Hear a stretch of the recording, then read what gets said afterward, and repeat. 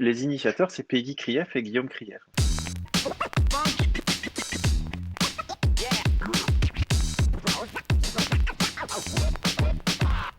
À l'époque, donc j'étais conseiller pédagogique au CESO Paris. Je travaillais avec le directeur pédagogique qui était Guillaume Krief et avec Raphaël Zegara Parodi qui était directeur de la recherche. Et Guillaume Krief, il est marié à Peggy Krief, qui est médecin en médecine du travail et elle travaillait à l'AP-HP. Elle était au courant dès 2009 qu'il y avait une opportunité à saisir parce que la politique de la PHP faisait que pour le projet de PHRC, projet hospitalier de recherche clinique. Elle savait qu'il y allait avoir ce projet sur les médecines alternatives et complémentaires, et donc l'ostéopathie faisait partie de l'évaluation de tout ça, parce que la PHP s'était rendu compte que il y avait pas mal de médecines complémentaires et alternatives qui travaillaient en partenariat avec des hôpitaux ou avec des cliniques, et ils se sont dit que ce serait intéressant de l'évaluer.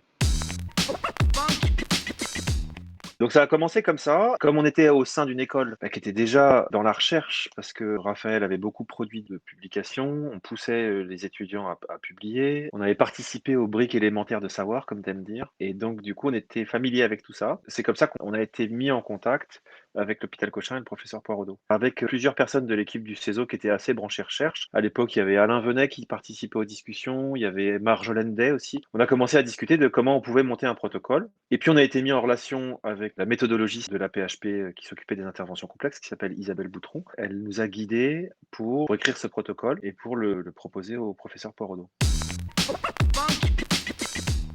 Poiraudot, c'est un chercheur en fait. Et comme tu as pu le voir avec Nguyen, ces gens-là sont des chercheurs en fait. Ils connaissaient la médecine manuelle, puisqu'il y avait des médecins manuels à l'Hôtel Dieu. Il n'était pas fanat de la thérapie manuelle, Poiraudot, parce que lui, il était déjà très très en avance sur le modèle biopsychosocial, sur l'effet des quorums, sur le placebo. C'est vraiment, pour moi, pour quelqu'un pour qui j'ai beaucoup beaucoup d'estime, c'est un médecin en fait, un chercheur qui n'en avait rien à faire en fait de qui on était, du titre qu'on avait, parce qu'on n'était pas médecin, on n'avait aucune reconnaissance à l'époque. Et en fait, il nous a fait confiance uniquement parce que on a proposé un projet concret et il a reconnu juste la compétence. Il nous a dit, bah probablement, moi je pense que ce que vous faites, il y a de l'effet décorum et c'est de l'effet contextuel, parce que lui était vraiment en avance sur ça. Mais comme la méthodologie de ce que vous proposez est solide, je vais mettre mon nom dessus et on va faire le projet ensemble. Là où il avait refusé d'autres projets, d'autres thérapeutes manuels médecins parce que leur méthodologie n'était pas bonne. Ça a été des discussions essentiellement entre notre responsable recherche qui était Raphaël Zegara Parodi et Isabelle Boutron, qui est encore en fait une référence dans la méthodologie des interventions complexes et qui a vraiment expliqué ce dont ils avaient besoin pour pouvoir évaluer au mieux nos interventions. Ces 4 phases en fait de l'intervention complexe à suivre.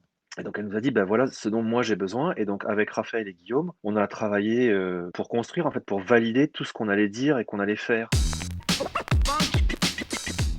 Le truc important, c'est que nous, on voulait évaluer ce qu'on faisait avec nos mains au cabinet. Ce qu'il faut aussi savoir, c'est que nous, on croyait, enfin, alors peut-être Raphaël un peu moins, parce qu'il était déjà très avancé dans la recherche, mais Guillaume et moi, quand on discutait, on a un bâton rompu, on se disait, mais qu'est-ce qu'on fait, nous, dans nos cabinets, qui fait que ça marche? On est allé voir à peu près toutes les zones qu'on touchait généralement chez les lombalgies chroniques, et on a fait une revue de littérature pour pouvoir dire pourquoi c'était intéressant de toucher les chevilles, parce qu'effectivement, il y avait des liens avec la posture, pourquoi c'était important de toucher le bassin, pourquoi c'était important d'aller s'occuper du diaphragme et de la respiration. Isabelle Boutron nous a dit, pour construire quelque chose de cohérent avec ce qu'on va essayer d'évaluer, il faut qu'il y ait des références et il faut que vous nous disiez pourquoi vous voulez toucher la tête chez les lombalgiques, pourquoi vous voulez toucher les lombaires, pourquoi vous voulez toucher les pieds. C'est ça qu'on a fait en fait, c'est-à-dire que tout ce qu'on faisait avec nos mains au cabinet, on s'est dit comment on peut essayer de le faire au mieux pour l'évaluer dans une étude. Et donc on a dû justifier tout ça. Si on avait fait un black box, c'est-à-dire un truc où on fait ce qu'on veut avec nos mains et on dit ce qu'on veut, c'est absolument inexploitable en termes de données. On peut rien conclure. Alors que là, on a vraiment essayé de trouver ce compromis qui effectivement n'est pas parfait et en même temps, c'est un peu comme ça que la science, elle fonctionne. C'est-à-dire que la science, elle dit pas ce qui est vrai. La science, elle dit aujourd'hui ce qu'on sait de moins faux, c'est ça. Et là, pour l'instant, ce qu'on sait de moins faux, c'est que quand on essaye de construire ce qu'on fait uniquement avec nos mains, et je le répète, hein, c'est ça qui est très important, ce qu'on fait uniquement avec nos mains, voilà comment on peut l'évaluer.